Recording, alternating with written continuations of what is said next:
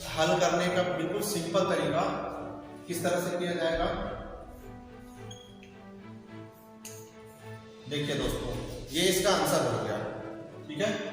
तो या फिर और अन्य कहें, ये पहला टाइप का प्रश्न हुआ, ठीक है, ये पहला टाइप का प्रश्न जिसका आंसर मैंने इसको देखते ही बना दिया। दूसरे टाइप का प्रश्न, ठीक है, दूसरे टाइप का अगर मैं प्रश्न कहूं,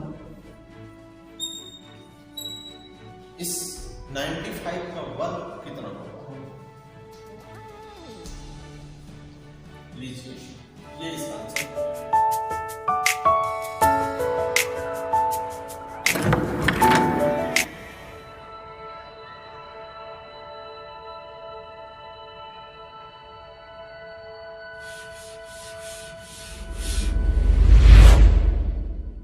तो अगर इस तरह से आपको गुणा दे, इस तरह से गुणा दे 194 गुना 196, 194 गुना 196 को हम गुणा करके तुरंत इसका आंसर ला सकते हैं, ठीक है।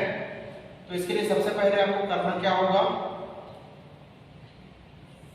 इकाई अंकों का गुणा 6 गुना 4 24 हो गया, और 19 में आप एक ज्यादा जोड़ देंगे, ठीक है, 19 में आप एक ज्यादा जोड़ देंगे, क्या होगा 20, और 20 को आप 19 से फिर गुना कर दीजिए, तो कितना होता है 19 दूनी 38, ठीक है, 19 दूनी 38, और क्योंकि 20 में कल शून्य बचा था, शून्य लिख दिए, तो ये कितना हो गया 38,024 इसका आंसर हो गया, ठीक है।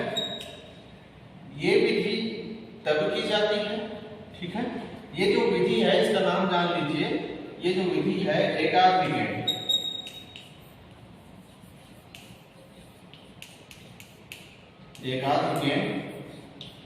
पूर्वेंट, ये विधि कहलाता है, वैदिक गणित में एकाधिक पूर्वेंट के नाम से जाना जाता है। अगर इकाइयों का, दोनों संख्या के इकाइयों का योग कितना हो 10 हो तो एकाधिक है। यहाँ पर अब आप बोलेंगे यहाँ पर इस सवाल में कि इकाई अंकों का गुणा तो 10 नहीं है, ज्यादा 16, ठीक है, पहली संख्या 16 और दूसरी संख्या क्या है 15, ठीक है, पहली संख्या 16 और दूसरी संख्या 15, ठीक है। यहां पर हम इसका एक आधार लेते हैं, आधार कहने का मतलब ये है 16 और 15 दोनों का आधार कितना है 10, ठीक है, उसको लिख लेते हैं 6, ठीक है, ये आधार से कितना अधिक है 5, ठीक है। तो यहां पर हम देखते हैं आधार से 6 अधिक है और आधार से 5 अधिक है, तो इस स्थिति में हम क्या करते हैं, इसका आंसर लाने के लिए हम ये जो अधिक है यानी कि इसको कहा जाता है विचलन, ठीक है, तो विचलन का गुणा कर देते हैं, 6 का हम क्या लिखेंगे 0, ठीक है, 30 का क्या लिखेंगे 0 लिखेंगे, और हासिल कितना हो जाएगा 3। अब हम किसी भी संख्या को इससे क्या करेंगे जोड़ देंगे, या फिर 16 को 5 से जोड़ दीजिए, या फिर 15 को 6 से जोड़ दीजिए, तो क्या हो जाएगा 16 और 5 21, ठीक है, 16 और 5 21 और 3 को और जोड़ना है, तो कितना हो जाएगा 21 और 3 24, 240 इसका। अब देखते हैं किसी संख्या का वर्ग ज्ञात करना, ठीक है ना, किसी संख्या का वर्ग हम किस प्रकार से ज्ञात कर सकते हैं, बिल्कुल बहुत जल्दी क्विकली, है ना। 65 इंटू 65, देखिए कैसे होगा, इकाई और इकाई का गुना कर दीजिए, 5 और 5 का गुना 25। अब क्या करेंगे, यहाँ पर 6 और 6 का गुना 6 में एक अधिक जोड़ देंगे, 7 हो जाएगा, और 7 को ही 6 से गुना करेंगे, ठीक है, तो कितना हो जाएगा 6 7 42, ये इसका आंसर है, ठीक है। इस विधि का नाम अंत्योदर्शी विधि इसको कहा जाता है।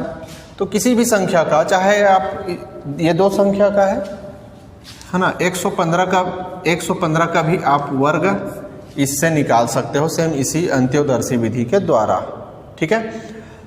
ये कब काम आता है उसको समझ लीजिए, ये तब काम आता है जब यहाँ पर इसके इकाई में क्या हो 5 हो, तभी ये काम आता है।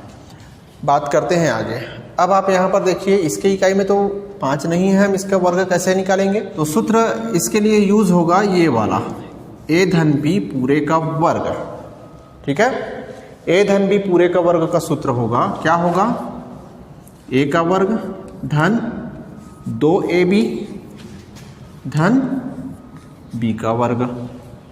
ठीक है, सेम a के जगह पर 4 रखेंगे, b के जगह पर 8 रखेंगे। ठीक है, तो यहाँ पर देखिए ध्यान से, हमेशा इकाई तरफ से ही हल करते हुए आएंगे यहाँ पर, है ना। तो b का वर्ग मतलब 8 का वर्ग, ठीक है, प्लस की जगह हम इस तरह से लगाएंगे, क्योंकि इकाई दहाई सैकड़ा की संख्या के लिए हमको इस तरह से लिखना ही पड़ेगा। ठीक है, धन के जगह पर हम इस तरह से संख्या को लिखेंगे। b गुना a मतलब 8 गुना 4, 8 गुना 4 और ये गुना 2, फिर से ये वाला गैप रखेंगे। a का वर्ग मतलब 4 का वर्ग। देखिए अब इनका आंसर आने वाला है। 8 का वर्ग करेंगे कितना होगा? 8 का वर्ग 64। ठीक है, तो 64 का 4 हो जाएगा, हासिल यहाँ पर 6 आएगा। ठीक, अब इसको गुना करिए, 8 और 4 का गुना 8 32 दूनी 64, 64 और 6 को जोड़ेंगे कितना होगा? 70, 70 का 7 हासिल फिर कितना हो जाएगा? 7। 4 का वर्ग करेंगे 16, 16 और 7 कितना हो जाएगा? 23। ये अनुरूपेण विधि कहलाता है। इस विधि में अगर इकाई में 5 आपको नहीं दिख रहा होगा तो इस विधि से आप हल कर सकते हैं।